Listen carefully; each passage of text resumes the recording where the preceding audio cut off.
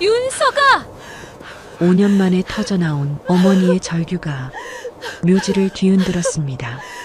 최명숙은 내 아이의 얼굴을 보는 순간 다쳤던 목구멍이 찢어질 듯 열렸고 죽은 아들의 이름이 폭발하듯 터져나왔죠. 그리고 마치 영혼이 빠져나간 듯 그녀는 다시 말을 잃었습니다. 하지만 그 한마디가 남긴 파장은 거대했습니다. 강태준의 철벽 같던 표정이 산산조각 났고 서다연은 본능적으로 내 아이를 품에 감쌌어요. 아이들의 눈동자, 코끝, 입술 하나하나가 윤석과 완벽히 닮아 있었고 그것은 그 누구도 부인할 수 없는 살아있는 증거였습니다. 재벌가가 그토록 숨기려 했던 진실이 어머니의 절규 한마디로 세상에 드러나는 순간이었죠. 이 만남이 곧 거대한 폭풍의 서막이 될 줄은 아무도 몰랐습니다. 사연 시작 전 무료인 구독과 좋아요를 눌러주시고 지금 계신 곳을 댓글로 알려주세요. 그곳이 늘 무탈하고 행복하시길 바랍니다. 어느 초봄의 아침 산중턱 묘지로 오르는 길은 아직 차가웠습니다. 눈이 소복히 내려 묘지를 뒤덮고 있었죠. 서다연은 내 아이의 손을 꼭 잡고 천천히 걸었어요. 돌계단 하나하나가 무겁게 느껴졌죠. 윤석이 떠난 지 벌써 5년. 매년 이렇게 묘지를 찾았지만 여전히 믿기지 않았습니다. 엄마 아빠한테 이거 드려요. 막내 윤비가 주머니에서 구겨진 종이를 꺼냈어요. 유치원에서 그린 그림이었죠. 온 가족이 손잡고 있는 그림. 아빠만 구름 위에 그려져 있었습니다. 그래, 아빠가 좋아하실 거야. 다연의 목소리가 떨렸어요. 아이들은 아직도 아빠가 하늘나라에 잠시 출장 간 줄로만 알고 있었죠. 묘비 앞에 도착했을 때 예상치 못한 사람들이 서 있었습니다. 검은 정장의 노부부. 다연은 단번에 알아봤어요. 윤석의 부모님이었죠. 최명숙이 먼저 아이들을 발견했습니다. 그녀의 몸이 굳어졌어요. 눈동자가 크게 떨렸죠. 하나, 둘, 셋, 넷. 내 아이의 얼굴을 훑어보던 그녀의 다리가 후들거렸습니다. 저. 입술이 파르르 떨렸습니다. 그때 갑자기 그녀의 목에서 거친 소리가 터져나왔어요. 윤서가 아들의 죽음 이후 실어증에 걸렸다던 그녀가 단 한마디를 내뱉었습니다. 여보. 강태준이 놀라서 아내를 부축했습니다. 실어증이 된 후 처음으로 나온 말이었죠. 최명숙은 다시 말을 하려 애썼지만 입만 벙긋거릴 뿐 소리는 나오지 않았습니다. 충격과 슬픔이 뒤섞여 있었습니다. 강태준 회장의 얼굴도 일그러졌어요. 철의 경영자라 불리던 그가 처음으로 흔들렸죠. 내 아이의 눈매, 코, 입술, 모든 것이 죽은 아들을 빼닮아 있었으니까요. 할머니, 누구예요? 유나가 천진난만하게 물었습니다. 작은 손을 흔들며 인사까지 했어요. 그 순간 최명숙의 눈에서 눈물이 주르륵 흘러내렸습니다. 떨리는 손을 뻗어 아이들에게 다가가려 했지만 다연이 본능적으로 아이들을 뒤로 끌어당겼어요. 죄송합니다. 저희가 먼저 왔으니. 다연의 목소리는 작았지만 단호했습니다. 강태준이 처음으로 며느리를 제대로 바라봤어요. 수척한 얼굴, 단정하지만 낡은 옷차림, 그리고 내 아이를 보호하려는 어미의 눈빛. 당신이 서다연 씨요? 차가운 목소리였지만 그 안에는 복잡한 감정이 섞여 있었죠. 네, 아이들이 정말. 강태준이 말을 잇지 못했습니다. 증거를 원했지만 눈앞의 아이들이 이미 가장 확실한 증거였어요. 그 누구도 부정할 수 없는 핏줄의 증거. 최명숙이 비틀거리며 다가왔어요. 강태준이 아내를 부축했지만 그녀의 눈은 오직 아이들에게만 고정되어 있었죠. 간신히 입을 열었지만 아들의 이름조차 완성하지 못했습니다. 여보, 진정해요. 강태준이 아내를 달랬어요. 하지만 그의 목소리도 떨리고 있었죠. 다현은 순간 망설였습니다. 저 사람들도 윤석을 잃은 부모였어요. 자식을 먼저 보낸 그 고통을 그녀도 이해할 수 있었죠. 하지만 장례식장에서의 기억이 아직도 생생했습니다. 당신 같은 여자가 어떻게 감히. 그때의 차가운 말들이 가슴에 박혀 있었어요. 엄마, 저 할머니 우세요. 윤서가 걱정스럽게 말했습니다. 6살 아이의 맑은 눈에는 어른들의 복잡한 감정이 보이지 않았죠. 가자. 강태준이 무겁게 입을 열었어요. 더 이상 이 자리에 있을 수 없다는 듯 아내를 부축해 돌아섰습니다. 하지만 몇 걸음 가지 못하고 다시 멈춰섰죠. 서다연 씨. 뒤돌아보지 않은 채 그가 말했습니다. 조만간 연락하겠소. 그 말에는 협박도 회유도 아닌 그저 무거운 현실의 무게가 담겨 있었어요. 검은 벤츠가 산길을 내려가는 것을 지켜보며 다현은 한숨을 내쉬었습니다. 엄마, 저 사람들 누구예요? 윤재가 물었어요. 그냥 아빠 아는 사람들이야. 거짓말이 목에 걸렸지만 아이들에게 진실을 말할 수는 없었죠. 아이들이 묘비에 그림과 편지를 놓았습니다.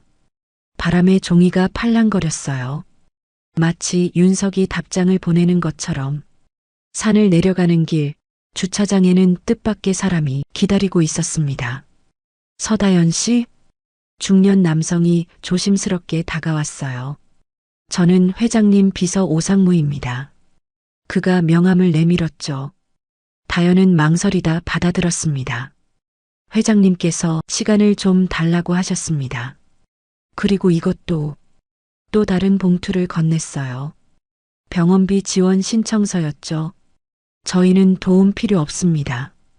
다현이 단호하게 거절했지만 오비서는 봉투를 두고 갔어요. 필요하실 거예요. 아이들을 위해서라도. 그들이 떠난 후 다현은 한동안 그 자리에 얼어붙은 채 서 있었어요. 가슴이 미친 듯이 뛰었죠.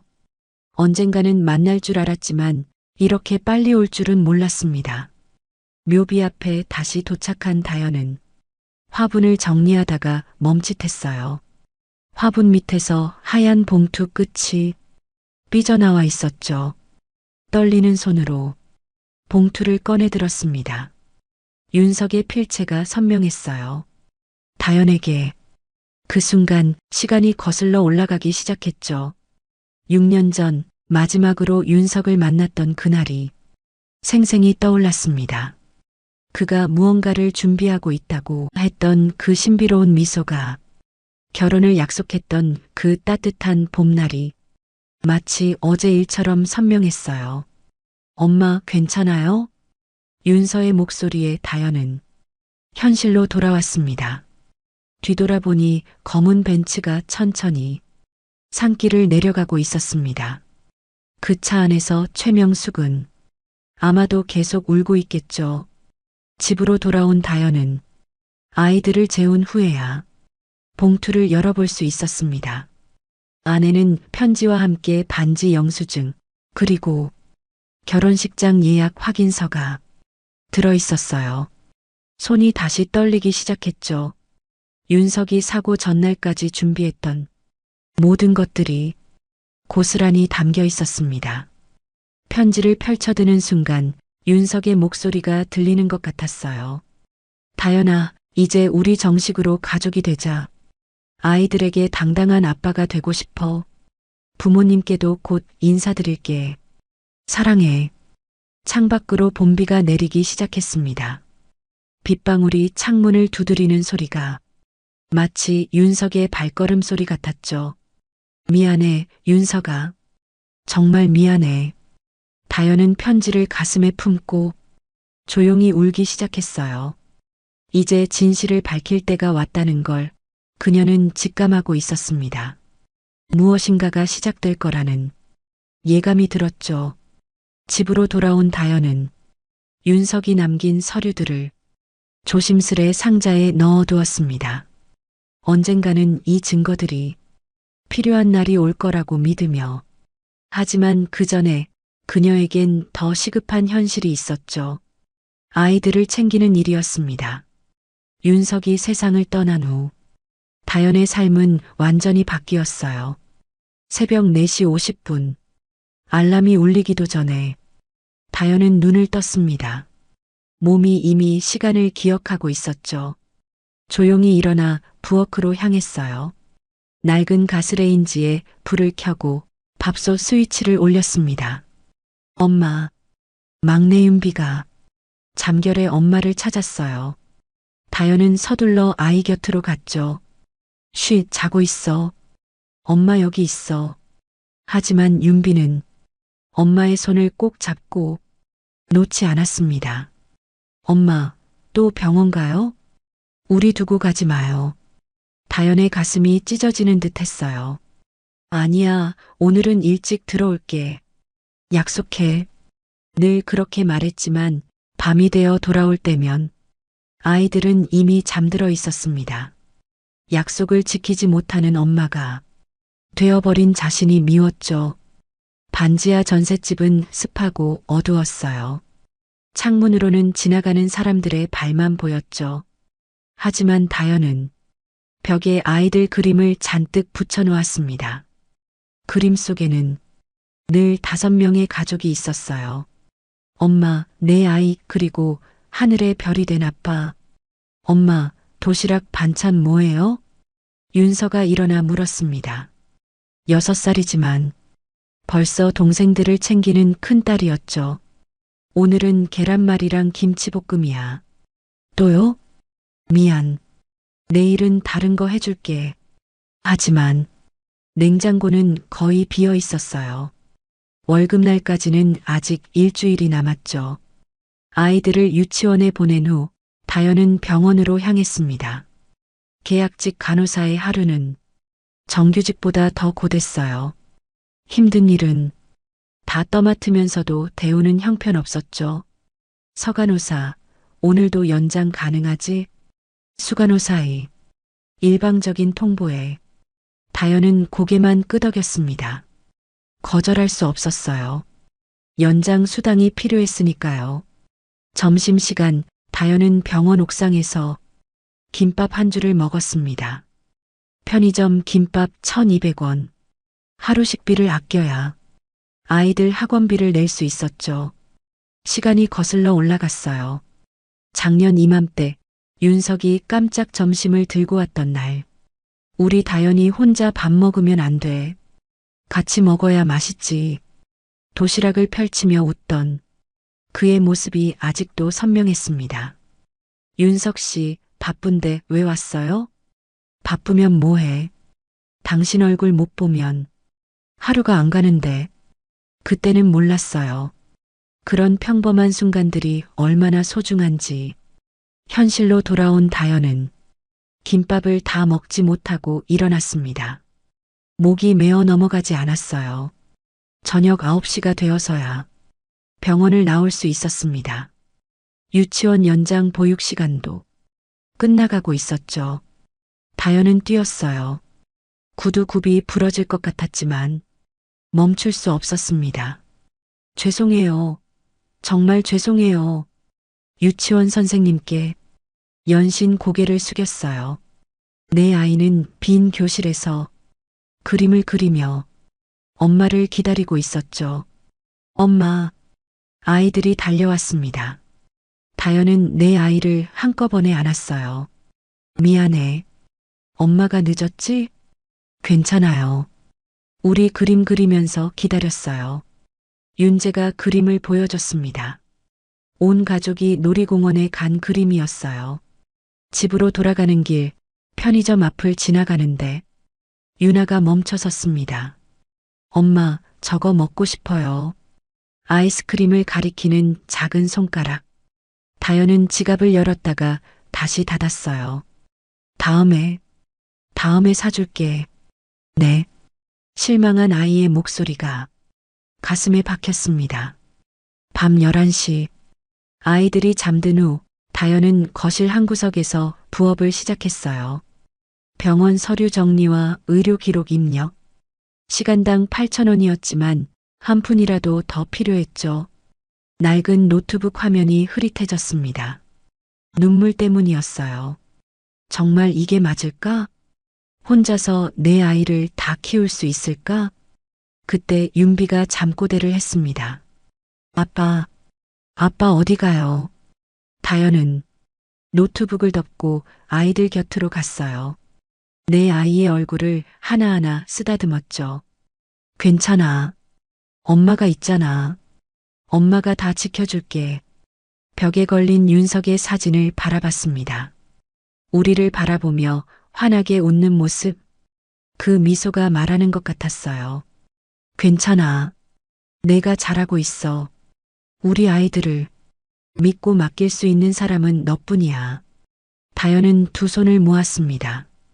당신이 약속했잖아. 나 혼자 두지 않겠다고. 그 약속, 이제 믿을게. 창밖에서 시원한 바람이 불어왔어요. 반지하 특유의 습한 공기가 조금 거치는 듯 했죠.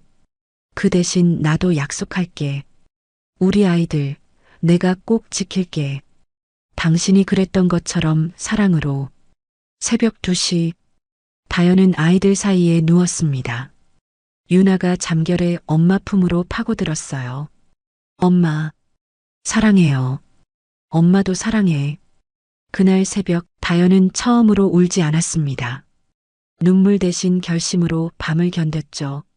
아침이 오면 또다시 전쟁 같은 하루가 시작되겠지만 그녀는 두렵지 않았어요.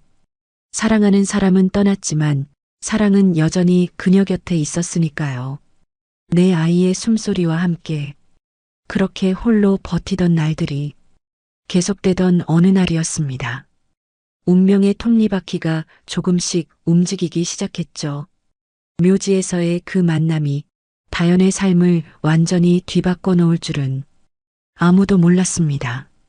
봄비에 젖은 그날의 편지가 곧 거대한 폭풍의 서막이 될 거라는 것을 다연은 떨리는 손으로 오비서가 건넨 명함을 다시 꺼내 들었습니다. 무료 DNA 검사 지원, 강태준 회장 지시사항. 명함 뒷면에 적힌 메모를 보며 한참을 망설였어요. 이게 과연 옳은 선택일까? 하지만 아이들의 미래를 위해서라도 더 이상 숨을 수는 없었죠. 다음 날 아침, 다연은 내 아이들과 함께 병원으로 향했습니다. 대형 병원의 VIP 검사실은 조용하고 한산했어요. 접수대 직원이 친절하게 맞이했지만 어딘가 모르게 시선이 불편했죠. 마치 이미 모든 걸 알고 있다는 듯한 그 눈빛이 다연을 불안하게 만들었습니다. 어머님, 여기 서류 작성 부탁드려요. 다연이 펜을 들고 서류를 작성하는 동안 복도 끝에서 누군가의 실루엣이 보였어요. 휴대폰을 귀에 대고 급하게 통화하는 모습이었죠. 순간적으로 소름이 돋았습니다. 그날 밤 집으로 돌아온 다연의 휴대폰에 메시지가 도착했어요. 내일 10시 아이들과 함께 병원에 오는 장면이 찍히면 끝이야. 알아서 해. 발신자는 알 수 없는 번호였습니다. 다연의 얼굴이 창백해졌죠. 누군가가 내부 정보를 빼돌리고 있다는 확신이 들었어요. 엄마, 왜 그래요? 아파요? 윤재가 걱정스러운 얼굴로 다가왔습니다. 다연은 억지로 미소를 지었어요. 아니야, 괜찮아. 엄마는 튼튼해. 하지만 마음은 전혀 괜찮지 않았죠. 누가 이런 협박을 하는 걸까? 왜 자신과 아이들을 위협하는 걸까? 다음 날 아침, 다연은 결심했습니다. 예정된 시간보다 훨씬 일찍 새벽 6시에 병원으로 향했어요. 아이들은 이웃집 아주머니께 잠시 맡겼죠. 병원 로비는 아직 한산했습니다. 하지만 그때였어요. 어머, 다연이 아니야? 낯익은 목소리에 다연이 뒤를 돌아봤습니다. 거기엔 과거 병동 동기였던 민경이 서 있었죠. 깔끔한 정장 차림에 완벽한 화장, 그리고 그 특유의 가식적인 미소가 여전했어요. 오랜만이네. 여기엔 무슨 일로? 민경의 눈빛이 날카롭게 다연을 훑쳤습니다. 그 순간 로비 한쪽에서 기자로 보이는 사람들이 민경에게 다가왔어요. 민경 씨, 정보 정확했네요. 역시 믿을만해. 기자가 민경의 어깨를 두드리며 웃었죠. 민경도 만족스러운 표정으로 화답했습니다. 다연의 온몸이 얼어붙었어요. 그제야 모든 퍼즐이 맞춰졌죠. 시간이 거슬러 올라갔습니다. 7년 전 같은 병동에서 일하던 시절, 민경은 늘 다연을 시기했었어요. 실력도 인기도 다연이 앞섰으니까요. 특히 윤석이 다연에게만 관심을 보이자 민경의 질투는 극에 달했었죠. 왜 하필 너야? 넌 그냥 평범한 간호사잖아. 어느 날 밤 민경이 독서를 퍼부었던 기억이 생생했습니다. 현실로 돌아온 다연은 민경을 똑바로 바라봤어요. 그때도 당신이었지.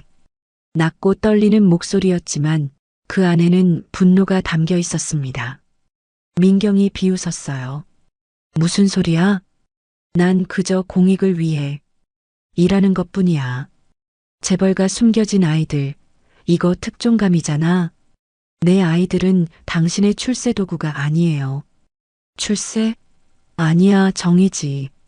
내가 얼마나 계산적으로 움직였는지 세상이 알아야 해. 민경의 눈에는 여전히 7년 전에 그 질투가 남아 있었어요. 아니, 오히려 더 짙어져 있었죠.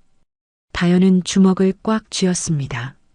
하지만 여기서 감정적으로 대응하면 민경의 의도대로 될 뿐이었어요. 민경 씨, 당신이 아무리 날 깎아내려도 진실은 변하지 않아요. 진실? 누구의 진실?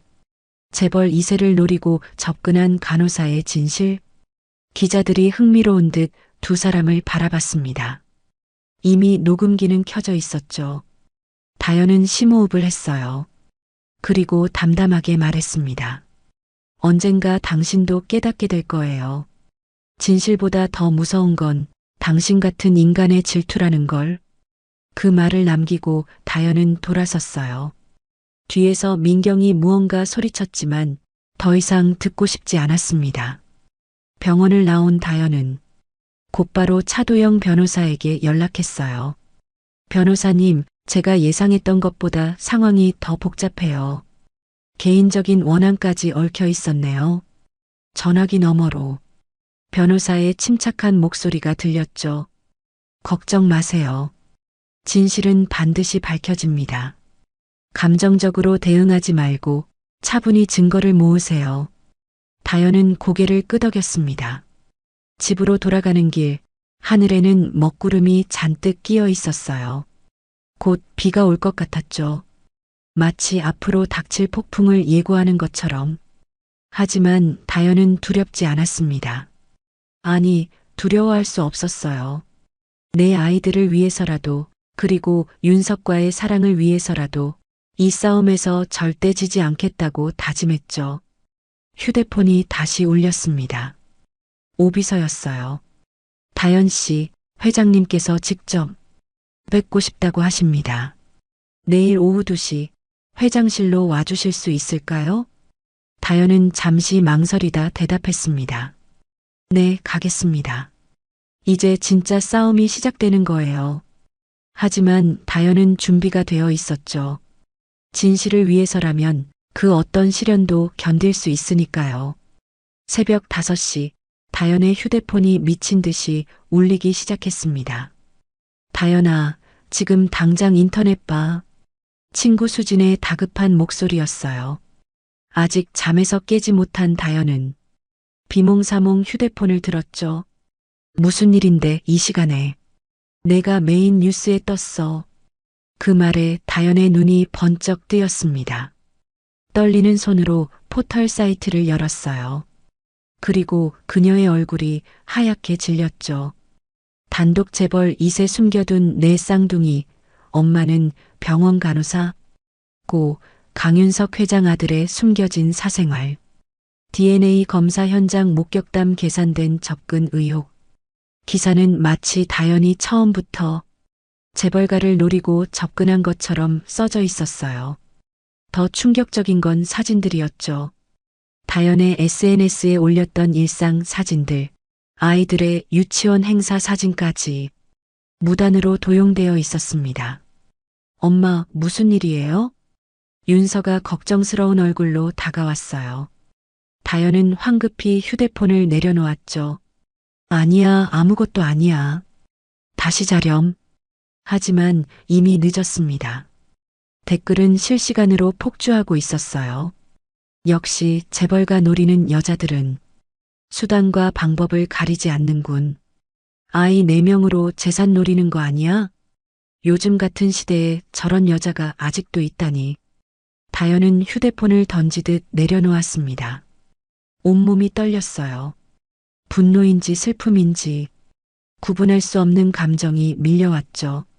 아침이 되자 상황은 더 악화됐습니다. 유치원에 아이들을 데려다 주려 하자 다른 학부모들의 수군거림이 들렸어요. 저 사람이 그 뉴스에 나온. 맞아, 재벌가 며느리 되려고 애를 4명이나. 우리 애랑 같은 반인데 어떡하지? 다연은 고개를 숙이고 걸음을 재촉했습니다. 하지만 아이들은 이미 눈치를 챘어요. 엄마, 저 아줌마들이 우리 쳐다봐요. 유나가 작은 목소리로 말했죠.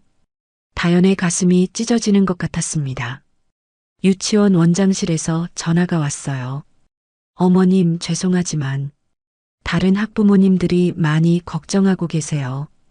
당분간 아이들은 집에서 쉬는 게. 다연은 전화를 끊었습니다. 눈물이 났지만 참았어요. 아이들 앞에서는 울 수 없었죠. 집으로 돌아오니 현관문에 낙서가 되어 있었습니다. 돈 밝히는 여자. 다연은 서둘러 아이들을 집 안으로 들여보냈어요. 그리고 떨리는 손으로 낙서를 지웠죠. 시간이 거슬러 올라갔습니다. 5년 전 윤석과 함께 미래를 꿈꾸던 날들이 떠올랐어요. 다연아, 우리 아이들은 평범하게 키우고 싶어? 재벌가 자식이 아니라 그냥 엄마 아빠의 사랑을 듬뿍 받는 아이들로. 윤석의 따뜻한 목소리가 귓가에 맴돌았죠.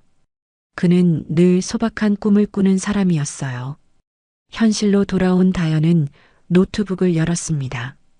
기사는 이미 각종 커뮤니티로 퍼져나갔어요. 심지어 다연의 고향 친구들, 대학 동기들까지 연락이 왔죠. 어떤 이는 위로를, 어떤 이는 호기심 어린 질문을 던졌습니다. 오후가 되자 집 앞에 취재진이 몰려들기 시작했어요. 서다연 씨, 한마디만 하세요. 정말 재벌가를 노리고 접근한 건가요? 아이들 아버지와는 어떻게 만났습니까? 다연은 커튼을 모두 쳤습니다. 아이들이 무서워했어요. 특히 막내 윤비는 엄마 품에서 떨어지려 하지 않았죠. 그때 전화가 울렸습니다. 강태준 회장의 직통 전화였어요. 지금 상황을 보고받았소.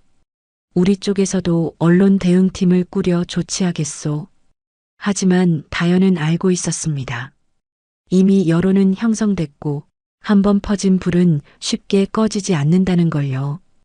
회장님, 저는 괜찮습니다. 하지만 아이들이, 내 손주들이 피해받는 건 용납할 수 없소.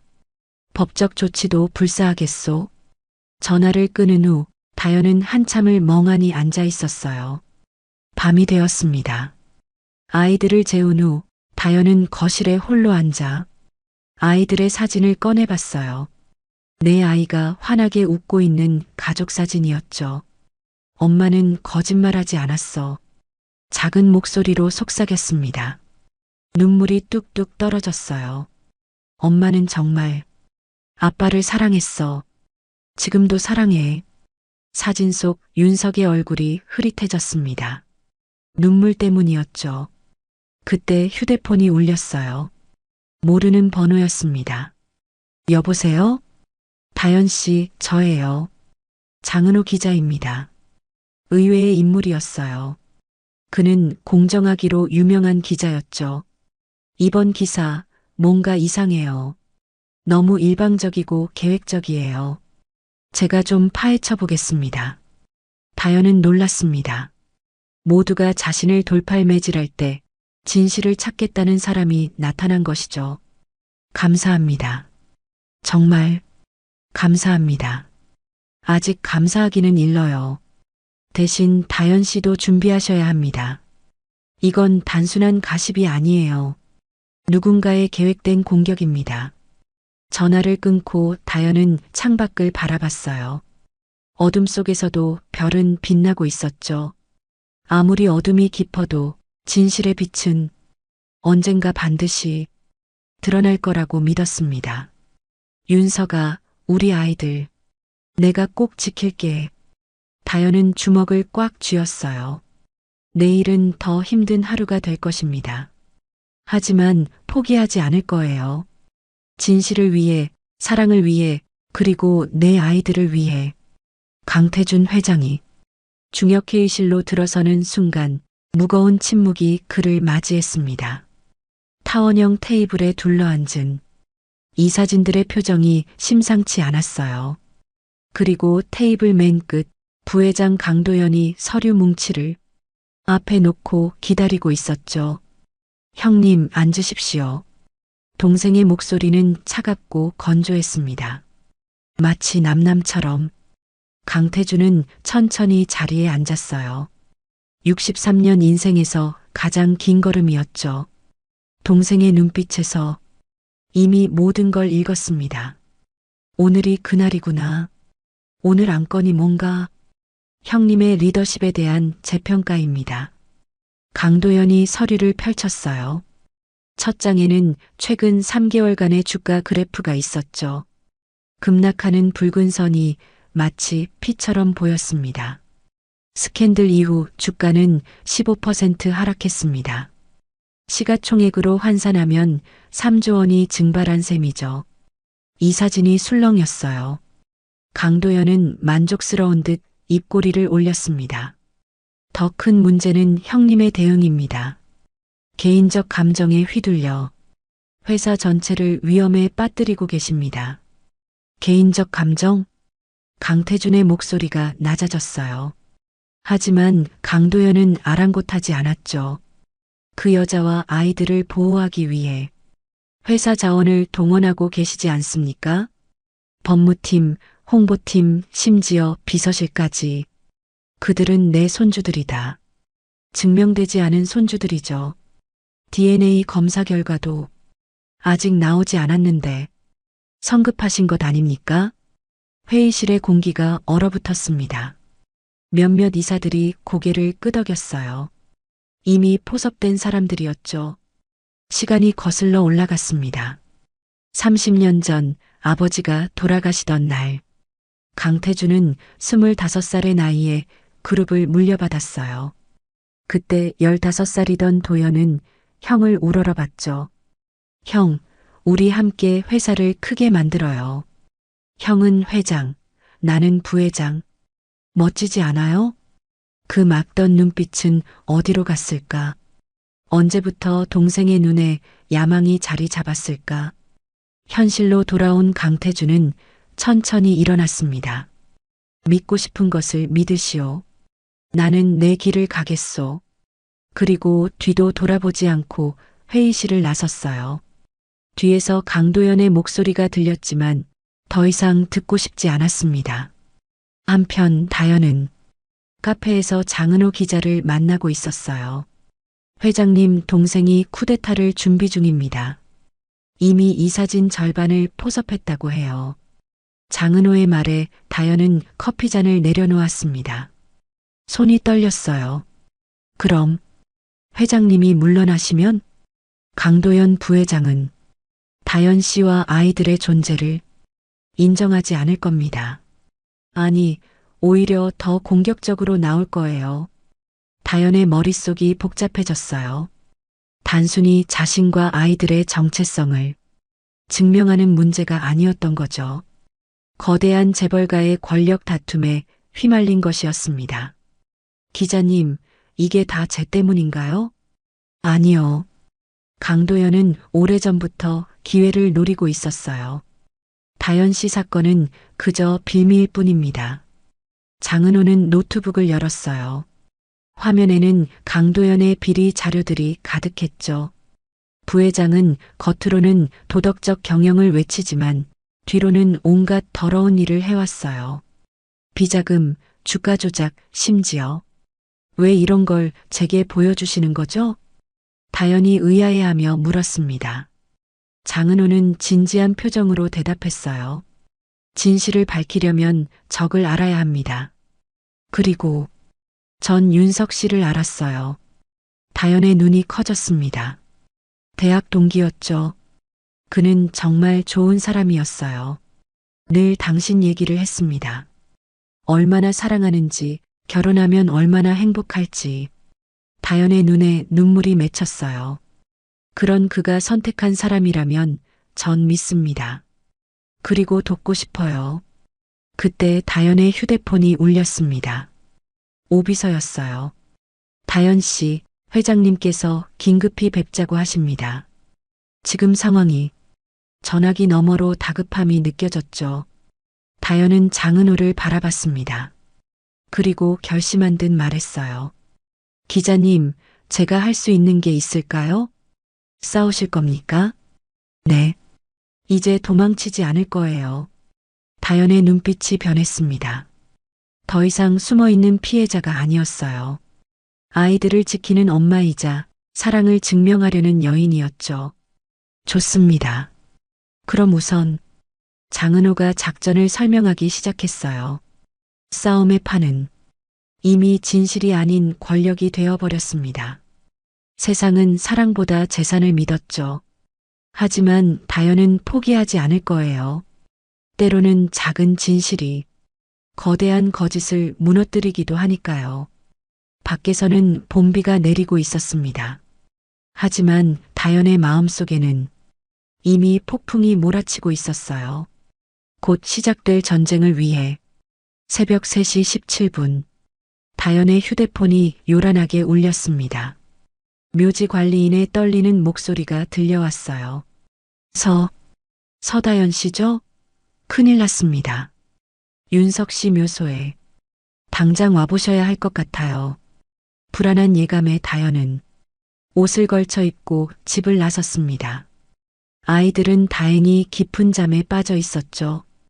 이웃집 아주머니께 부탁하고 떨리는 손으로 차 키를 돌렸어요. 산길을 올라가는 내내 다연의 가슴은 미친 듯이 뛰었습니다. 무슨 일이 생긴 걸까? 설마. 묘지 입구에 도착하자 손전등 불빛이 보였어요. 관리인 아저씨가 창백한 얼굴로 기다리고 있었죠. 저기에요. 아저씨가 가리킨 곳으로 다가간 다연은 그 자리에서 무릎을 꿇었습니다. 윤석의 묘비가 산산조각 나 있었어요. 마치 누군가가 망치로 내리친 듯 대리석 비석은 처참하게 부서져 있었죠. 그리고 남은 비석 조각에는 빨간 스프레이로 글씨가 써 있었습니다. 위선의 가족. 다연의 손이 떨렸어요. 눈물이 주르륵 흘러내렸죠. 떨리는 손으로 비석 조각들을 하나하나 모으기 시작했습니다. 윤서가, 미안해. 정말 미안해. 차가운 돌조각이 손을 베었지만 아픔을 느낄 수 없었어요.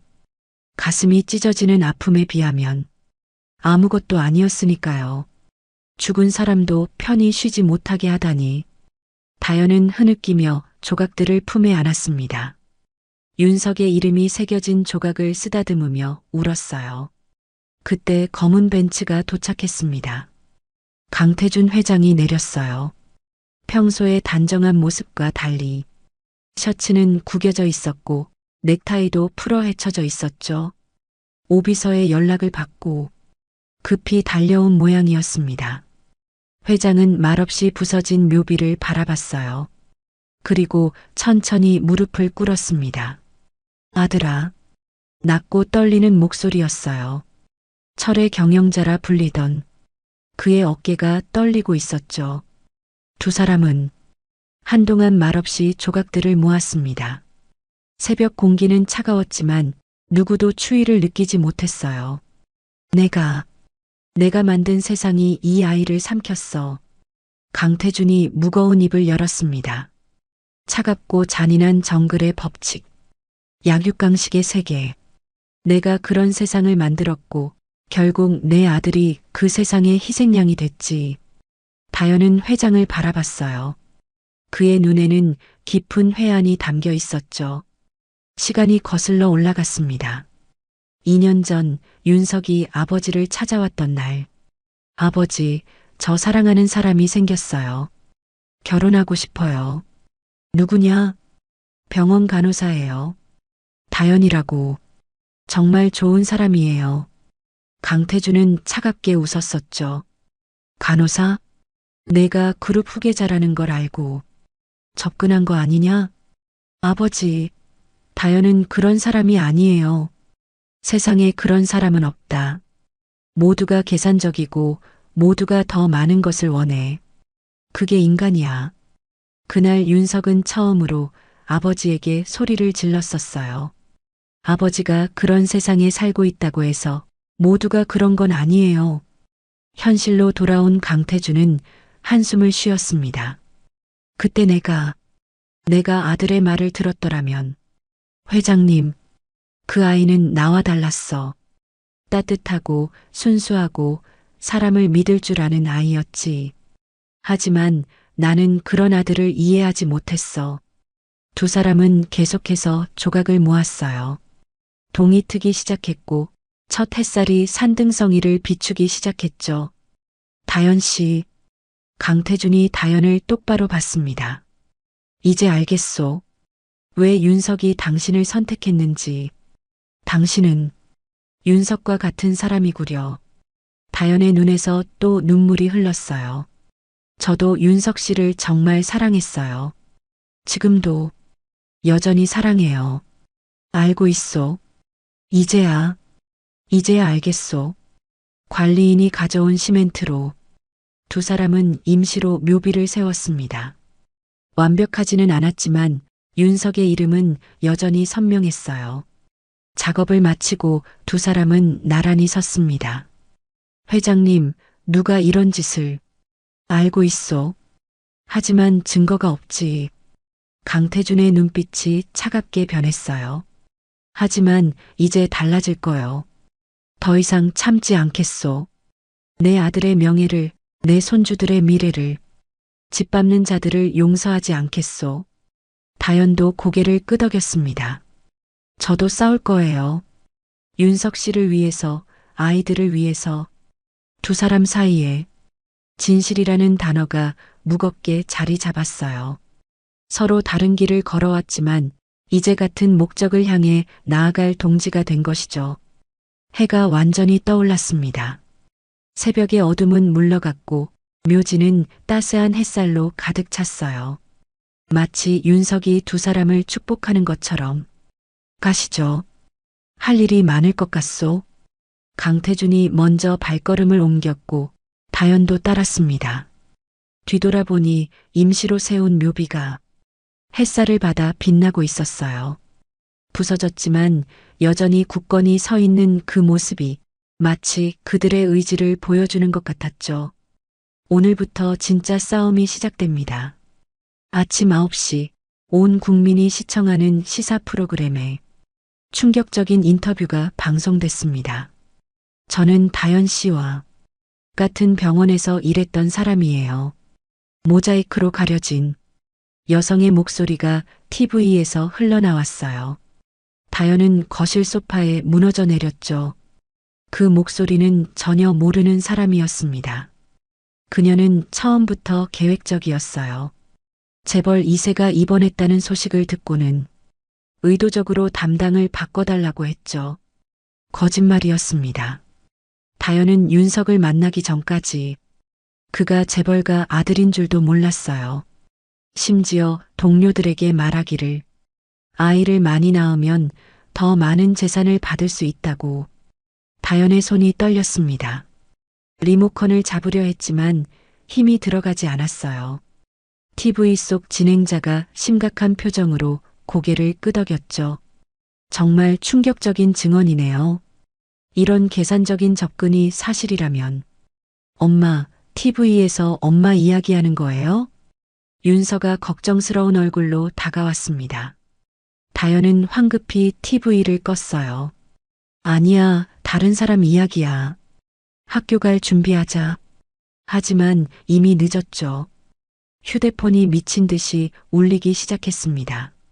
지인들의 전화, 문자, 그리고 악플들이 쏟아졌어요.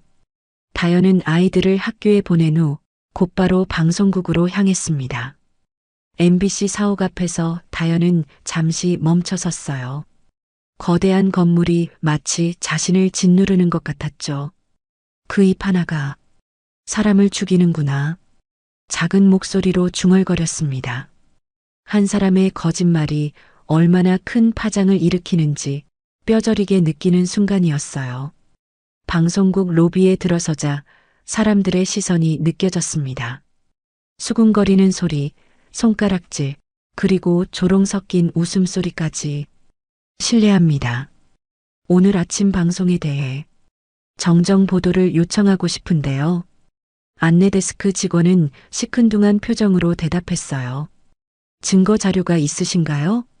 없으면 받아들이기 어렵습니다. 증거라. 다현은 입술을 깨물었죠. 병원 기록은 이미 누군가에 의해 삭제됐고 윤석과의 메시지도 핸드폰 고장으로 날아간 상태였어요. 남은 건 오직 기억뿐이었습니다. 그럼 그 제보자와 대면하게 해주세요. 그건 제보자 보호 원칙상 불가능합니다. 막다른 길이었어요. 다현은 무거운 발걸음으로 방송국을 나왔습니다. 그때였어요. 다현 씨, 뒤에서 부르는 소리에 돌아보니 오비서가 서 있었습니다. 평소와 달리 수척해 보였어요. 오비서님, 따라오세요. 드릴 말씀이 있습니다. 근처 조용한 찻집으로 자리를 옮겼어요. 오비서는 한참을 망설이다 입을 열었죠. 사실 윤석 도련님이 남기신 게 하나 더 있습니다. 다현의 눈이 커졌어요. 회장님도 모르시는 일입니다. 도련님이 제게만 맡기셨거든요. 오비서는 가방에서 봉투를 꺼냈습니다. 낡고 구겨진 봉투였지만 윤석의 필체가 선명했어요. 도련님이 사고 나기 일주일 전 제게 이걸 맡기셨어요. 혹시 자신에게 무슨 일이 생기면 다현 씨에게 전해달라고. 다현의 손이 떨렸습니다. 봉투를 받아드는 순간 윤석의 온기가 느껴지는 것 같았어요. 왜 이제야? 죄송합니다. 하지만 지금이 적절한 때라고 판단했습니다. 그 안에는 도련님이 준비하신 모든 증거가 들어있어요. 다현은 조심스럽게 봉투를 열었습니다. 안에는 두 사람의 사진, 메시지를 출력한 것, 그리고 무엇보다 중요한 것이 들어있었어요. 바로 윤석이 직접 쓴 일기장이었죠. 오늘 다현에게 프로포즈할 거다. 아버지의 반대가 있겠지만 설득할 자신이 있다. 다현과 아이들과 함께라면 어떤 어려움도 이겨낼 수 있을 것 같다. 다현의 눈에서 눈물이 흘러내렸어요. 이제 싸울 수 있겠어요. 오비서가 고개를 끄덕였습니다. 도련님이 원하셨을 겁니다. 진실이 밝혀지기를. 밖으로 나오자 햇살이 눈부셨어요. 거짓의 잎들이 아무리 떠들어도 진실의 증거는 사라지지 않는다는 걸 다현은 깨달았죠. 이제 반격할 차례였습니다. 다현은 떨리는 손으로 봉투 속 내용물을 하나씩 펼쳐놓았습니다. 첫 번째는 윤석의 자필 편지였어요. 단정한 글씨체로 빼곡히 적힌 문장들이 그의 진심을 고스란히 담고 있었죠. 사랑하는 다현에게 이 편지를 쓰는 지금 나는 인생에서 가장 중요한 결정을 내렸어. 아버지께 정식으로 허락을 받고 너와 결혼하려고 해. 우리 아이들에게 당당한 아빠가 되고 싶어. 다연의 눈에서 눈물이 떨어져 편지를 적셨습니다. 두 번째는 반지 사진이었어요. 윤석이 직접 디자인한 반지였죠. 4개의 작은 다이아몬드가 중앙에 큰 다이아몬드를 둘러싸고 있는 독특한 디자인이었어요. 내 아이들과 다연을 상징하는 거였죠. 이렇게까지 준비했었구나. 다연은 사진을 가슴에 품었습니다. 세 번째는 더 놀라웠어요. 결혼식장 예약 확인서, 웨딩드레스샵 상담 예약증, 그리고 신혼여행 계획서까지. 제주도 3박 4일, 아이들과 함께하는 가족여행. 윤석다운 계획이었죠. 화려한 신혼여행보다 아이들과 함께하는 소박한 여행을 택한 것이 마지막은 공증받은 서류였습니다. 친자관계 확인 및 인지신고, 예정 확인서. 윤석이 법률사무소를 찾아가 미리 준비한 서류였어요. 아이들을 법적으로 인정받기 위한 모든 절차를 진행 중이었던 거죠. 도련님은 정말 치밀하게 준비하셨어요. 오비서가 조용히 말했습니다. 회사 일도 그렇게 꼼꼼하셨으면. 농담 같았지만 그의 눈에는 그리움이 어려 있었어요. 다연이 서류를 정리하던 그때 휴대폰이 요란하게 울렸습니다. 장은호 기자였어요. 다연 씨, 지금 당장 인터넷 보세요. 큰일 났어요. 불안한 예감에 다연은 포털 사이트를 열었습니다. 그리고 경악했죠. 긴급 서다연 씨 측 제시 문서, 필적 감정 결과, 위조 의혹, 전문가 디지털 합성 흔적 발견, 강도연 부회장 측 진실은 반드시 밝혀질 것. 이게 무슨... 강도연이 선수를 쳤어요. 가짜 전문가를 동원해서 여론을 조작하고 있는 겁니다. 다연의 얼굴이 창백해졌어요. 겨우 찾은 증거마저 위조로 몰리다니. 하지만 포기할 수 없었습니다. 아니, 포기해서는 안 됐죠. 기자님, 제가 직접 나서겠어요. 기자회견을 하시겠다는 겁니까? 네. 더 이상 숨지 않을 거예요. 전화를 끊은 다연은 오비서를 바라봤습니다. 오비서님, 원본은 안전한가요? 걱정 마세요. 이미 여러 곳에 백업해뒀습니다. 그리고 오비서가 작은 USB를 꺼냈어요. 도련님의 영상 메시지도 있습니다. 결혼 계획을 직접 설명하는 영상이죠. 다연의 눈이 반짝였습니다. 이건 누구도 부인할 수 없는 증거였어요. 그날 밤 다연은 차도영 변호사와 함께 기자회견을 준비했습니다. 상대는 거대 재벌입니다. 언론도 여론도 그들 편이죠. 하지만 차 변호사가 다연을 바라봤어요. 진실의 힘을 믿으세요. 거짓은 100번을 반복해도 거짓이지만 진실은 단 한 번으로도 충분합니다. 다연은 고개를 끄덕였습니다. 한편 강도연 부회장의 사무실에서는 또 다른 음모가 진행되고 있었어요. 내일 기자회견장에 우리 사람들을 심어놔. 적절한 타이밍에 질문을 던지고 분위기를 흐트러뜨려. 비서가 고개를 숙였죠. 그리고 그 여자의 과거를 더 파헤쳐. 뭐든 좋으니 스캔들거리를 찾아내. 하지만 강도연은 몰랐습니다. 오비서가 그의 모든 대화를 녹음하고 있다는 것을. 그리고 그 녹음 파일이 이미 안전한 곳에 보관됐다는 것을. 새벽 다연은 윤석의 영상을 다시 봤어요. 다연아, 이 영상을 보고 있다면 아마 내게 무슨 일이 생긴 거겠지? 화면 속 윤석이 쓸쓸하게 웃었습니다. 미안해. 너와 아이들을 지켜주지 못해서. 하지만 기억해줘. 내가 얼마나 너희를 사랑했는지. 그리고 반드시 진실은 밝혀질 거라는 걸. 다연은 화면을 향해 손을 뻗었어요. 닿을 수 없는 사랑하는 사람의 얼굴을. 알아요, 윤석 씨. 내일 모든 걸 밝힐게요. 창밖으로 여명이 밝아오고 있었습니다. 어둠이 아무리 깊어도 결국 빛은 찾아오는 법이죠. 세상은 아직 거짓으로 가득했지만 진실은 이미 숨을 쉬기 시작했어요. 내일이면 그 숨소리가 온 세상에 울려 퍼질 겁니다. 밤 11시 47분. 엄마, 유나가 이상해요. 윤서의 다급한 목소리에 다연이 뛰어들어갔습니다. 막내 유나가 이불을 걷어차며 식은땀을 흘리고 있었어요. 유나야, 유나야. 아이의 이마는 불덩이처럼 뜨거웠습니다. 체온계는 40도를 넘어서고 있었죠. 119에 전화해. 다연은 유나를 안고 현관으로 뛰었어요. 다른 세 아이들도 울면서 따라 나왔습니다. 구급차 안에서 유나의 의식이 흐릿해졌어요. 엄마 여기 있어. 괜찮아. 금방 나을 거야. 다연의 목소리가 떨렸습니다.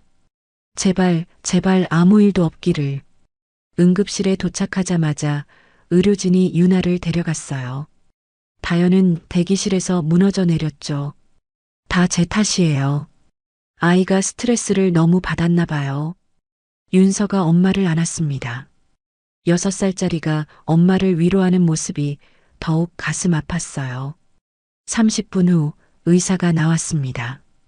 급성 뇌수막염 의심 증상입니다. 정확한 검사가 필요하고 상태가 악화되면 수술이 필요할 수도 있습니다. 다연의 다리에 힘이 풀렸어요. 바로 그때였습니다. 유나, 우리 유나. 최명숙이 헐레벌떡 뛰어들어왔어요. 그녀의 얼굴은 눈물로 범벅이 되어 있었죠. 어떻게? 오비서가 연락했어요. 우리 손녀가, 우리 유나가. 놀라운 일이 벌어졌습니다. 말을 잃은 지 1년이 넘은 최명숙의 입에서 온전한 문장이 나온 거예요. 유나야, 할머니야, 할머니가 왔어. 그녀는 유리창 너머로 보이는 유나를 향해 손을 뻗었습니다. 의사가 놀란 표정으로 물었어요. 실어증 환자셨나요? 갑자기 말문이 트인 건 손녀 때문인 것 같아요. 정서적 충격이 오히려. 간호사의 설명에 모두가 놀랐죠. 강태준 회장도 도착했습니다. 평소의 위험 대신 할아버지의 걱정스러운 얼굴이 가득했어요. 우리 유나, 괜찮은가? 다연은 처음으로 회장을 할아버지로 보았습니다. 그저 차가운 재벌 총수가 아닌 손녀를 걱정하는 평범한 할아버지로요. 새벽 2시 의사가 다시 나왔어요. 수술이 필요합니다. 뇌압이 계속 올라가고 있어요. 다연은 떨리는 손으로 수술 동의서에 사인했습니다. 부탁드려요. 제 아이예요. 제가 목숨보다 사랑하는. 최선을 다하겠습니다. 수술실 앞 4명의 어른이 모여 있었어요. 다연, 최명숙, 강태준, 그리고 오비서. 다연 씨. 최명숙이 다연의 손을 잡았습니다. 그날 내가 널 내쫓지 말았어야 했어. 넌 정말 윤석이 사랑한 사람이었는데. 어머님. 아니야. 이제 어머니라고 불러줘. 늦었지만, 정말 늦었지만. 최명숙의 눈물이 다연의 손등에 떨어졌어요. 시간이 거슬러 올라갔습니다. 1년 전 윤석의 장례식장. 당신이 누구야? 우리 아들을 죽인 것도 모자라서. 최명숙의 싸늘한 말에 다연은 쫓겨났었죠. 그때의 상처가 아직도 가슴에 남아 있었어요. 하지만 지금 그 차가웠던 시어머니가 자신의 손을 잡고 있었습니다. 미안해. 정말 미안해. 내가 너무 늦게 깨달았어. 아니에요, 어머님. 저도 이해해요. 두 여인이 서로를 안았습니다. 강태준도 조용히 다가왔어요. 우리가 가족이 되기까지 참 오래 걸렸구려. 새벽 5시 수술실 문이 열렸습니다. 수술은 성공적이었습니다. 아이가 강해요. 회복이 빠를 겁니다. 모두가 안도의 한숨을 쉬었어요. 회복실에서 유나가 눈을 떴습니다. 엄마. 응, 엄마 여기 있어. 할머니. 할아버지도 있어요? 최명숙이 손녀의 작은 손을 잡았어요. 그래. 할머니도 있고 할아버지도 있단다. 이제 다 함께 있을 거야. 아침 해가 병실로 들어왔습니다. 긴 밤이 지나고 새로운 가족이 탄생한 순간이었어요. 다연은 유나의 머리를 쓰다듬으며 생각했습니다. 때로는 아픔이 사람을 하나로 만든다고. 그리고 진짜 가족은 피가 아니라 마음으로 만들어진다고. 윤석 씨, 보고 있죠? 우리 이제 진짜 가족이 됐어요. 새벽 4시 차도영 변호사의 다급한 전화가 왔습니다. 다연 씨, 큰일 났어요. 미국 병원 쪽 기록이 전부 사라졌습니다. 다연은 유나의 병실에서 나와 복도로 나갔어요. 아직 회복 중인 아이를 깨우고 싶지 않았죠. 그게 무슨, 분명히 윤석 씨의 진료 기록이 있었잖아요. 저도 어제까지 확인했었는데 오늘 아침에 보니 데이터베이스가 텅 비어 있더군요. 다연의 손에서 힘이 빠졌습니다. 윤석이 미국 출장 중 다연과의 결혼을 위해 건강검진을 받았던 기록, 그리고 아이들의 출생 시기와 관련된 중요한 의료 기록들이 모두 들어 있었는데 오전이 되자 강태준 회장이 직접 미국 병원과 통화했어요. 도대체 어떻게 된 일입니까? 우리가 거액을 기부한 병원에서 이런 일이? 스피커폰으로 들리는 병원 측 답변은 답답하기만 했죠. 정말 죄송합니다, 회장님. 시스템 오류로 백업 데이터가 손상됐습니다. 복구를 시도하고 있지만 시스템 오류? 강태준의 목소리가 차가워졌어요. 30년간 사고 한 번 없던 병원에서 하필 지금. 그때 IT 전문가로 일하는 장은호의 친구가 연락해 왔습니다. 서버 로그를 확인해 봤어요. 시스템 오류가 아니에요. 누군가 내부에서 의도적으로 삭제한 흔적이 있습니다. 다연과 강태준은 회장실에서 마주 앉았어요. IP 추적 결과 우리 그룹 내부 네트워크에서 접속했더군요. 강태준의 주먹이 떨렸습니다. 가족을 해치고 있군. 그의 목소리에는 분노보다 슬픔이 더 많이 묻어났어요. 시간이 거슬러 올라갔습니다. 어린 시절 강태준과 강도연 형제는 둘도 없는 사이였어요. 형, 나중에 우리가 회사를 물려받으면 절대 싸우지 말자. 그래, 우리는 끝까지 형제니까. 그런 동생이 지금은 조카의 권리를 빼앗기 위해 증거를 조작하고 있었죠. 현실로 돌아온 강태준은 한숨을 쉬었어요. 다연 씨, 이제 증거가 없어요. 기자회견을 해도. 아니요. 다연이 고개를 들었습니다. 그녀의 눈에는 결연함이 담겨 있었어요. 증거는 또 만들면 됩니다. 저는 물러나지 않을 거예요. 하지만, 회장님, 우리에겐 아직 남은 게 있어요. 진실 그 자체가요. 강태준은 다연을 바라봤습니다. 아들이 왜 이 여자를 선택했는지 이제야 완전히 이해가 됐어요. 넘어져도 다시 일어서는 강인함, 그리고 진실을 향한 믿음. 그래요. 맞습니다. 우리에겐 진실이 있죠. 두 사람은 처음으로 같은 방향을 바라봤어요. 다연 씨, 이제부터는 제가 직접 나서겠습니다. 동생이든 누구든 내 손주들을 건드리는 건 용서하지 않겠소. 감사합니다, 아버님. 다연이 처음으로 강태준을 아버님이라고 불렀어요. 그 한마디에 강태준의 눈시울이 붉어졌죠. 늦었지만 이제라도 제대로 된 할아버지, 아버지가 되겠소. 두 사람이 악수를 나누는 순간 오비서가 들어왔어요. 회장님, 강도연 부회장이 내일 이사회를 소집한다고 합니다. 안건은 알고 있네. 나를 끌어내리려는 거겠지. 강태준이 쓴웃음을 지었어요. 하지만 이번엔 다를 거야. 나도 더 이상 물러서지 않을 테니까. 다연이 일어섰습니다. 저도 준비하겠습니다. 기록이 사라졌다면 증인을 찾아야죠. 윤석 씨를 아는 모든 사람들을 만나볼 거예요. 위험할 수도 있소. 아이들을 위해서라면 어떤 위험도 감수할 수 있어요. 창밖으로 도시의 불빛이 반짝였습니다. 거짓의 손길이 아무리 교묘해도 진실은 언젠가 빛을 발하는 법이죠. 강태준과 다연 두 사람은 이제 한 팀이 되어 거대한 음모에 맞서기로 했어요.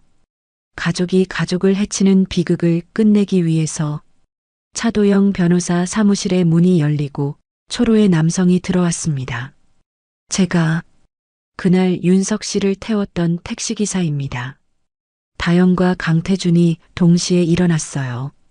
이 사람을 찾는데 한 달이 넘게 걸렸죠. 택시기사는 떨리는 손으로 커피잔을 들었습니다. 그동안 나서지 못해서 죄송합니다. 가족들이 걱정해서 괜찮습니다. 이제라도 와주셔서 감사해요. 차 변호사가 녹음기를 켰어요. 그날 일을 처음부터 말씀해 주시겠어요? 택시기사는 깊게 숨을 들이쉬고 말을 시작했죠. 저녁 7시쯤이었어요. 강남역에서 손님을 태웠는데 계속 주머니를 뒤지시더라고요. 다연의 손이 떨렸습니다. 무얼 찾으셨나요? 반지요. 반지가 없네. 분명 여기 넣었는데. 계속 그러셨어요. 그리고는 전화를 하셨죠. 강태준이 몸을 앞으로 기울였어요. 누구에게 전화를 했습니까? 여자분이었어요. 다연아, 미안해. 반지를 회사에 두고 온 것 같아. 내일 꼭 끼워줄게. 그렇게 말씀하셨죠. 다연의 눈에서 눈물이 흘러내렸습니다. 윤석의 마지막 목소리가 귓가에 들리는 것 같았어요. 그리고 사고 직전에 택시기사가 말을 멈췄습니다. 괜찮아요. 말씀해 주세요. 차 변호사가 다독였죠. 사랑해라고. 전화기에 대고 그 말을 하시다가 모두가 침묵했습니다. 그 짧은 순간 윤석의 마지막이 눈앞에 그려졌어요. 그런데 이상한 게 하나 있었어요. 택시기사가 조심스럽게 말을 이었습니다. 사고 현장에서 반지를 찾았거든요. 뒷좌석 틈새에 끼어 있었어요. 모두가 놀랐습니다. 뭐라고요? 네, 작은 상자에 든 반지였어요. 그런데 경찰이 오기 전에 누군가가 누가요? 강태준의 목소리가 날카로워졌어요. 정장 입은 남자였어요. 이건 제가 처리하겠습니다라고 하면서 가져갔죠. 전 그분이 유족인 줄 알았는데 다영과 강태준이 시선을 교환했습니다. 강도연의 부하였을 가능성이 컸죠. 그 사람의 얼굴을 기억하십니까? 네. 블랙박스에도 찍혔을 거예요. 차 변호사가 벌떡 일어났어요. 블랙박스가 아직 있습니까? 칩은 보관하고 있어요. 혹시 몰라서 이건 정말 결정적인 증거였습니다. 반지의 행방, 그리고 그것을 가져간 사람까지. 다연이 조용히 말했어요. 이건 끝의 시작이에요. 그녀의 눈빛이 빛났습니다. 드디어 진실의 조각들이 맞춰지기 시작했죠. 강태준이 택시기사에게 고개를 숙였습니다. 감사합니다. 정말 감사합니다. 재벌 회장이 고개를 숙이는 모습에 택시기사는 당황했어요. 아니에요. 이제라도 도울 수 있어서 다행입니다. 밖으로 나온 세 사람은 잠시 멈춰섰습니다. 이제 어떻게 하시겠습니까? 차 변호사의 물음에 다연이 대답했어요. 반지를 찾아야죠. 윤석 씨가 저에게 주려고 했던 그 마지막 선물을. 강태준이 결연한 표정으로 말했습니다. 내가 직접 도연이를 만나겠소. 이제 숨바꼭질은 끝낼 때가 됐어. 봄바람이 불어왔어요. 마치 윤석이 보내는 응원처럼 따뜻하고 부드러운 바람이었죠. 진실은 때로 늦게 오지만 반드시 온다는 것을 세 사람은 믿고 있었습니다. 이사회의 날이 밝았습니다. 강태준 회장은 평소와 다른 모습으로 회의실에 들어섰어요. 화려한 정장 대신 단순한 회색 수트를 입었고 표정은 담담했죠. 오늘로써 저는 모든 직책에서 물러나겠습니다. 첫마디에 회의실이 술렁였어요. 강도현조차 당황한 기색이 역력했죠. 이렇게 쉽게 물러날 줄은 몰랐던 거예요. 형님, 갑자기 왜? 회사는 잃어도 아들은 잃지 않겠다. 강태준의 목소리는 차분했지만 단호했습니다. 30년간 이 회사를 위해 살았소. 하지만 이제 깨달았어. 회사보다 중요한 게 있다는 것을. 기자들이 일제히 카메라를 들었어요. 재벌 총수의 정격 사임, 그것도 가족을 위한 사임이라니. 죽은 아들의 명예, 그리고 내 손주들의 미래. 그것이 이 회사보다 중요합니다. 강도연의 얼굴이 굳어졌어요. 형이 물러나면 자연스럽게 자신이 회장이 되겠지만 왠지 불안했죠. 하지만 한 가지는 분명히 하고 가겠소. 강태준이 서류 뭉치를 테이블에 내려놓았습니다.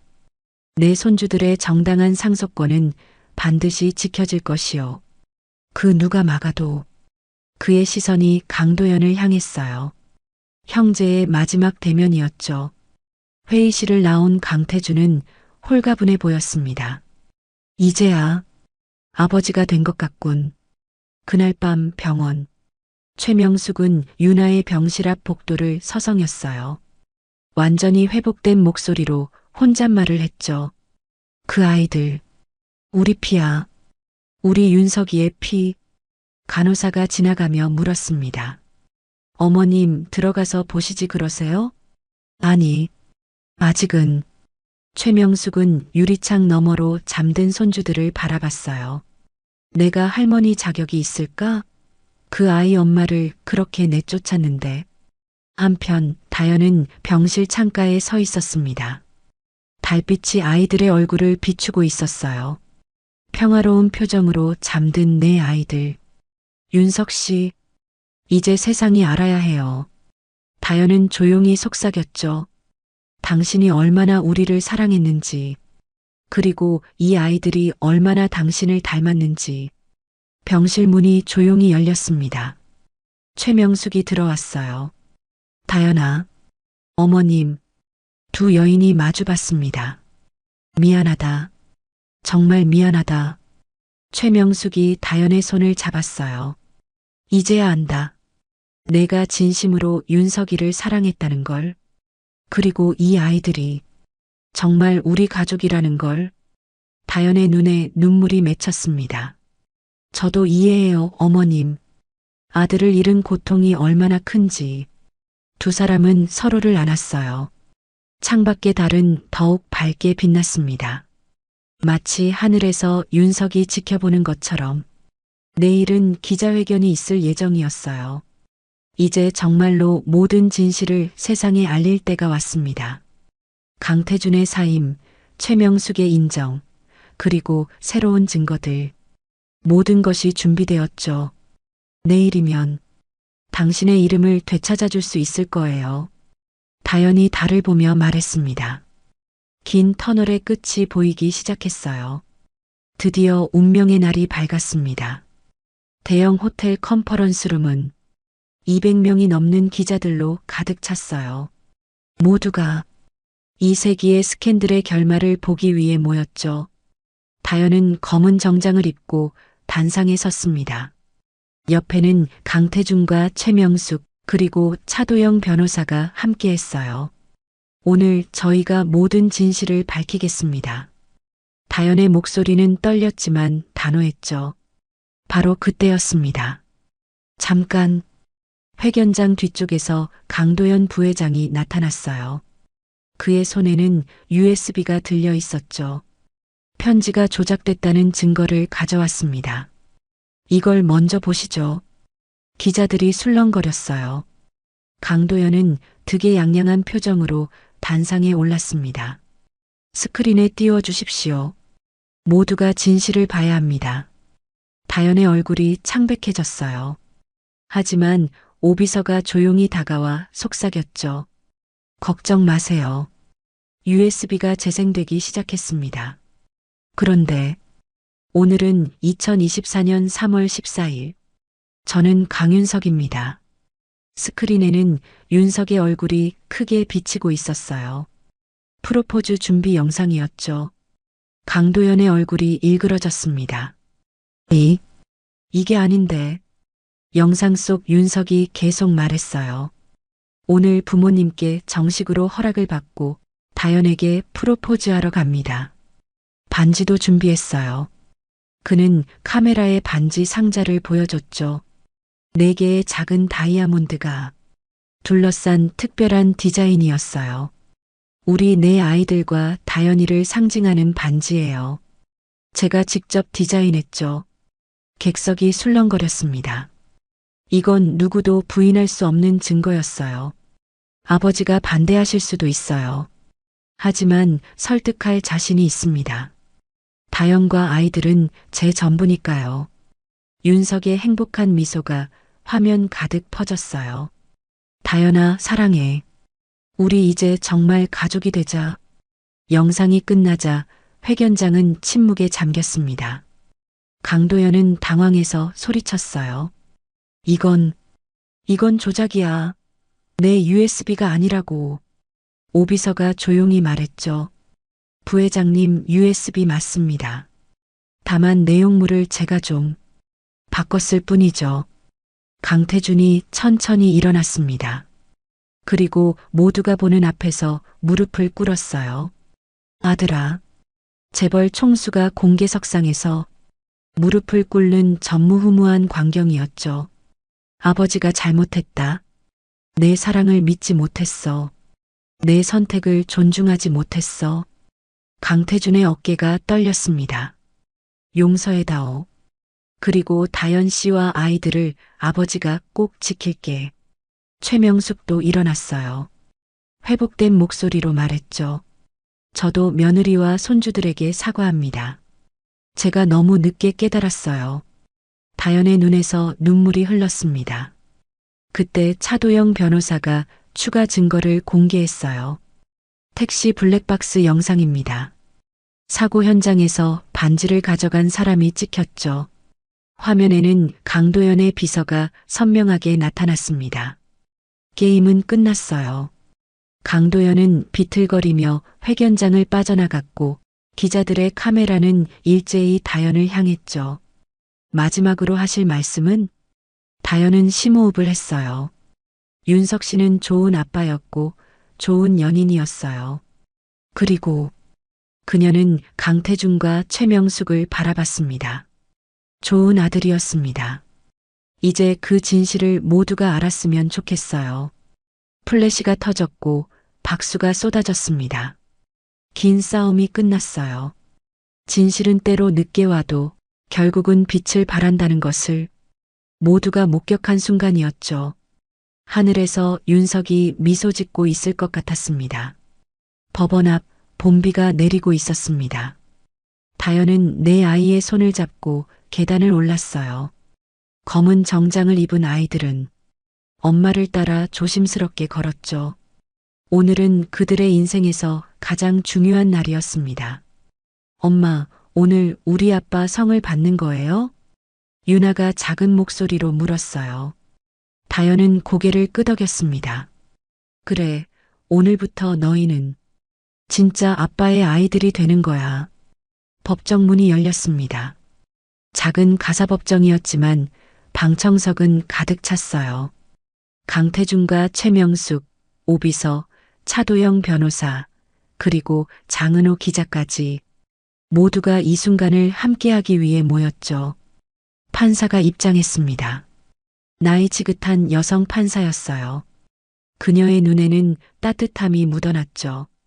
사건 번호 2024가 합천 234호, 사후 혼인 및 출생신고, 정정 신청 사건입니다. 다연의 손이 떨렸어요. 차 변호사가 조용히 손을 잡아주었죠. 판사는 서류를 한 장 한 장 넘기며 말했습니다. 본 재판부는 제출된 증거들을 면밀히 검토했습니다. 법정이 숨을 죽였어요. 고 강윤석 씨와 서다연 씨의 관계는 판사가 잠시 멈췄습니다. 그리고 안경을 벗어 닦았어요. 진실한 사랑에 기반한 것으로 판단됩니다. 최명숙의 눈에서 눈물이 흘렀어요. 특히 영상 증거와 증인들의 진술, 그리고 무엇보다 판사의 시선이 내 아이들에게 향했습니다. 이 아이들의 존재 자체가 두 사람의 사랑을 증명합니다. 윤서가 할머니를 바라봤어요. 최명숙은 손수건으로 눈물을 닦으며 고개를 끄덕였죠. 따라서 본 재판부는 다연은 숨을 참았습니다. 심장이 터질 것 같았어요. 사후 혼인 허가를 인정합니다. 순간 법정에 작은 환호성이 터졌어요. 하지만 판사는 손을 들어 조용히 시켰죠. 그리고 내 자녀의 출생신고 정정 또한 허가합니다. 판사는 한 명 한 명의 이름을 불렀어요. 강윤아. 막내가 고개를 들었습니다. 강윤서. 장녀가 꼿꼿이 섰어요. 강윤재. 강윤비. 내 아이가 모두 일어섰습니다. 이제부터 여러분은 법적으로도 아버지의 성과 본을 이어받은 정당한 자녀입니다. 다연은 더 이상 눈물을 참을 수 없었어요. 감사합니다. 정말 감사합니다. 판사가 부드럽게 미소 지었습니다. 이름 하나하나가 복원된 사랑이네요. 윤석 씨의 윤자를 모두 물려받았군요. 최명숙이 일어났어요. 떨리는 손으로 수첩을 꺼내 아이들의 이름을 또박또박 적기 시작했죠. 강윤아, 강윤서, 강윤재, 강윤비 쓰면서 울었습니다. 우리 손주들이네. 진짜 우리 손주들. 강태준도 고개를 깊이 숙였어요. 이제야 가족이 되었군. 그의 목소리도 떨리고 있었죠. 판사가 마지막으로 말했습니다. 법은 때로 늦게 오지만 정의는 반드시 실현됩니다. 이 아이들이 아버지의 사랑을 기억하며 건강하게 자라기를 바랍니다. 법정을 나오자 본비는 그쳤고 무지개가 떠 있었어요. 아이들이 소리쳤습니다. 엄마, 무지개예요. 그래, 아빠가 축하해 주나 봐. 다연이 하늘을 올려다봤어요. 강태준이 다가왔습니다. 이제 호적에도 당신이 우리 며느리로, 아이들이 우리 손주들로 올라갑니다. 감사합니다, 아버님. 아니요, 내가 고맙지. 이렇게 좋은 며느리와 손주들을 얻었으니. 최명숙도 다연을 꼭 안았어요. 미안하다. 그리고 고맙다.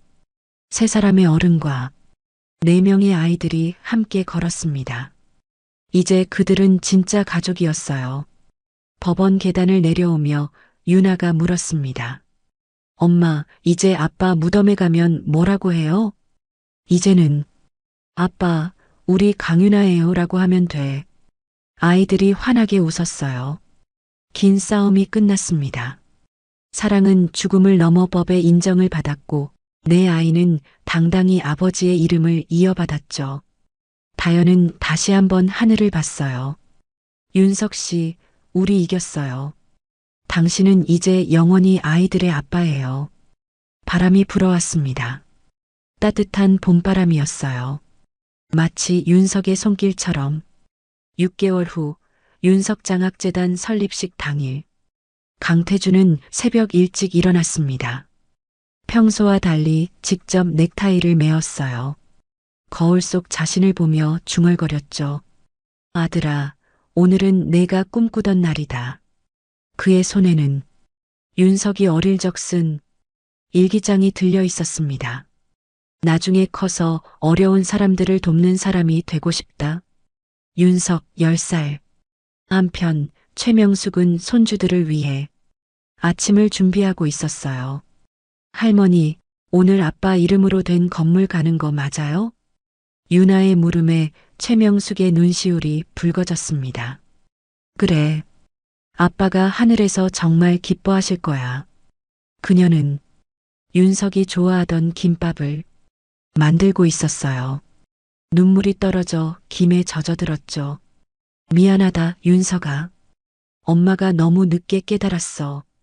다연은 아이들에게 정장을 입히며 말했습니다. 오늘은 아빠를 위한 특별한 날이야.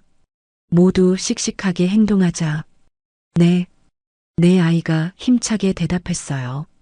하지만 다현은 화장실에서 홀로 눈물을 삼켰습니다.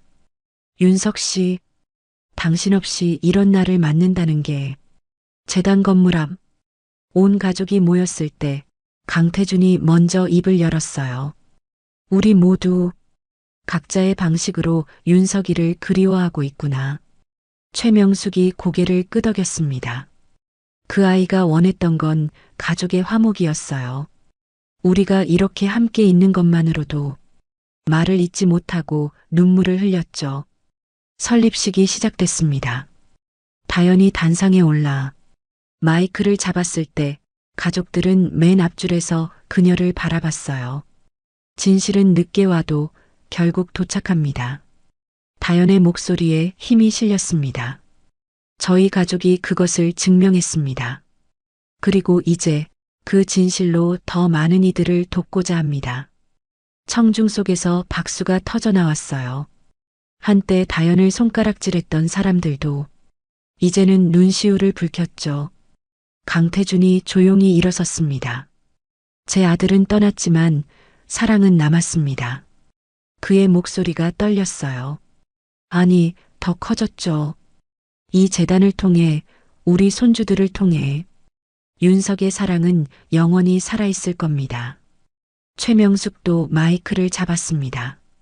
저는 한때 아들의 선택을 인정하지 못했어요. 며느리와 손주들을 밀어냈죠. 그녀의 눈가에 눈물이 맺혔습니다. 하지만 이제 압니다. 가족은 혈연이 아니라 사랑으로 만들어진다는 것을. 행사가 끝난 후 가족들은 재단 사무실을 둘러봤어요. 벽에는 윤석의 사진이 걸려 있었습니다. 환하게 웃는 모습이었죠. 아빠다. 윤비가 소리쳤어요. 아빠가 우리를 보고 있어요. 강태준이 윤비를 안아 올렸습니다. 그래, 아빠는 항상 우리를 지켜보고 계신단다. 최명숙은 다현의 손을 잡았어요. 고마워요. 당신이 있어서 우리가 다시 가족이 될 수 있었어요. 오비서가 조용히 다가왔습니다. 도련님이 정말 기뻐하실 거예요. 제가 모시던 분은 늘 가족을 먼저 생각하셨거든요. 저녁이 되어 모두가 식당에 모였을 때 강태준이 건배를 제안했어요. 윤석에게, 아빠에게. 아이들이 주수잔을 들었습니다. 아들에게. 최명숙의 목소리가 떨렸어요. 사랑하는 사람에게. 다현이 마지막으로 말했습니다. 모두의 잔이 부딪혔어요. 그 순간 창밖으로 노을이 아름답게 퍼졌습니다. 마치 윤석이 함께 건배하는 것처럼. 우리 정말 가족이 됐네요. 다현이 속삭였어요. 그래요. 진짜 가족. 강태준이 대답했습니다. 식당은 따뜻한 웃음소리로 가득 찼어요. 비록 한 사람이 빈자리였지만 그의 사랑은 모두의 마음속에 가득했습니다. 사회의 봄은 그렇게 찾아왔어요. 편견이 녹아내리고 이해가 싹트고 사랑이 꽃피는 계절이. 그리고 그 중심에는 한 가족의 눈물겨운 사랑 이야기가 있었습니다. 1년 후 윤석의 기일, 벚꽃이 만개한 봄날이었습니다. 다현은 내 아이들과 함께 익숙한 산길을 올랐어요. 작년과는 모든 것이 달라져 있었죠. 엄마 아빠한테 줄 편지 다 썼어요. 유나가 자랑스럽게 편지를 흔들었습니다. 삐뚤빼뚤한 글씨로 아빠 보고 싶어요라고 적혀 있었어요. 산길 중턱에서 강태준과 최명숙이 기다리고 있었습니다. 할아버지, 할머니, 아이들이 달려가 품에 안겼어요. 최명숙은 손주들을 꼭 안으며 미소 지었죠. 우리 강아지들 많이 컸네. 예전의 차가움은 온데간데 없었습니다. 따뜻한 할머니의 미소만이 남아 있었어요. 함께 묘소에 오른 가족들은 잠시 침묵했습니다. 새로 단장된 묘비가 봄 햇살을 받아 빛나고 있었어요. 주변에는 윤석이 좋아했던 프리지아가 가득 피어 있었죠. 다현은 손가락의 반지를 햇빛에 비춰봤습니다. 4개의 작은 다이아몬드가 중앙에 큰 다이아몬드를 감싸고 있는 반지. 법적 절차가 끝난 후 강태준이 찾아와 전해준 윤석이 준비했던 바로 그 반지였어요. 윤석아, 다현이 조용히 말을 시작했습니다. 이제 괜찮아. 정말로 괜찮아. 그녀의 목소리는 평온했어요. 더 이상 울지 않았죠. 슬픔을 넘어 감사가 자리 잡은 목소리였습니다. 우리 아이들 잘 크고 있어. 내 아이들답게 씩씩하고 밝게. 아이들이 하나둘 편지를 꺼내놓기 시작했어요. 아빠, 저 이제 한글 다 떼었어요. 윤비가 자신의 편지를 자랑스럽게 읽었습니다. 아빠 사랑해요. 하늘에서도 건강하세요. 윤재와 윤서도 각자의 편지를 놓았어요. 아빠, 전 이제 1학년이에요. 친구들한테 아빠 자랑 많이 해요. 윤아가 마지막으로 편지를 놓으며 말했죠. 아빠가 만든 장학재단 덕분에 많은 형, 누나들이 공부하고 있대요. 아빠는 정말 멋진 사람이에요. 강태준이 천천히 무릎을 꿇었습니다. 손을 모으고 조용히 기도하기 시작했어요. 재벌 총수였던 그가 이제는 한 아버지로, 할아버지로 돌아와 있었죠. 아들아, 이제야 아버지 노릇을 제대로 하는 것 같구나. 그의 목소리가 떨렸습니다. 내가 남긴 선물들 덕분에 우리 모두가 진짜 가족이 되었어. 고맙다 아들아. 최명숙이 다가와 남편의 어깨에 손을 얹었어요. 여보, 당신도 할머니 노릇 제대로 하고 있잖소. 두 노부부가 서로를 바라보며 미소 지었습니다. 최명숙이 묘비를 쓰다듬으며 속삭였어요. 그날 윤아를 보고 내 말문이 열린 이유. 이제 알 것 같아. 그녀의 눈에 눈물이 맺혔지만 슬픔이 아닌 감사의 눈물이었죠. 사랑이었겠지. 내가 남긴 사랑의 힘이었을 거야. 시간이 거슬러 올라갔습니다. 2년 전 이곳에서 처음 만났을 때 그들은 서로를 적대시했었죠. 차가운 시선과 거부, 오해와 편견으로 가득했던 그날. 하지만 지금 같은 장소에서 그들은 진정한 가족으로 함께하고 있었습니다. 다현이 일어섰어요. 이제 장학재단 아이들 만나러 가야 해요. 오늘 봄 소풍이거든요. 우리도 같이 가도 될까? 최명숙의 조심스러운 물음에 다현이 환하게 웃었습니다. 당연하죠, 어머님. 아이들이 얼마나 좋아할까요? 오비서가 준비해온 꽃다발을 정리하며 말했어요. 도련님이 하늘에서 정말 기뻐하실 겁니다. 그럴 거예요. 다현이 마지막으로 묘비를 바라봤습니다. 윤석 씨, 우리 잘 살고 있어요. 당신이 믿었던 것처럼 사랑은 모든 걸 이겨냈어요. 바람이 불어왔습니다. 부드럽고 따뜻한 봄바람이 벚꽃잎을 흩날리게 했어요. 아이들이 놓은 편지가 살짝 넘겨졌다가 다시 제자리로 돌아왔죠. 마치 윤석이 읽고 있는 것처럼. 아빠가 대답하는 것 같아요. 윤아가 신나서 외쳤습니다. 하늘은 구름 한 점 없이 맑았어요. 봄 햇살이 온 세상을 따뜻하게 비추고 있었죠.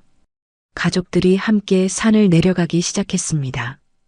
강태준이 윤아를 어깨에 태우고 최명숙이 윤비의 손을 잡았어요. 윤서와 윤재는 다현의 양옆에서 제잘거렸죠. 엄마, 소풍 가서 뭐해요? 아빠가 좋아했던 김밥도 먹고 보물찾기도 하고. 와, 신난다. 아이들의 웃음소리가 산길에 울려 퍼졌습니다. 뒤돌아보니 묘소가 작게 보였어요. 벚꽃이 흩날리는 가운데 햇살을 받은 묘비가 반짝이고 있었죠. 다현은 속으로 말했습니다. 윤석 씨, 봤죠? 우리 이렇게 행복해요. 당신이 남긴 사랑 덕분에. 차에 오르기 전 강태준이 모두를 불러 세웠어요. 잠깐 사진 한 장 찍자. 오비서가 카메라를 들었습니다. 하나, 둘, 셋. 찰칵. 봄 햇살 아래 8명의 가족이 환하게 웃고 있었어요. 비록 한 사람은 사진에 없었지만 그의 사랑은 모두의 미소 속에 살아 있었습니다. 자, 이제 출발. 차가 움직이기 시작했어요. 창밖으로 벚꽃이 계속 흩날렸습니다. 봄은 그렇게 다시 찾아왔고 가족의 사랑은 더욱 깊어졌죠. 끝이 아닌 새로운 시작이었습니다. 사랑하는 사람은 떠났지만 그가 남긴 사랑은 영원히 계속될 것입니다. 벚꽃처럼 아름답게, 봄바람처럼 따뜻하게. 여러분의 인생에도 그런 날이 있었나요? 여러분의 그날을 존경하고 진심으로 응원합니다. 오늘의 이야기가 마음에 남았다면 구독과 좋아요, 그리고 댓글로 함께 해주세요. 따뜻한 하루 보내세요. 여기는 인생 그날이었습니다.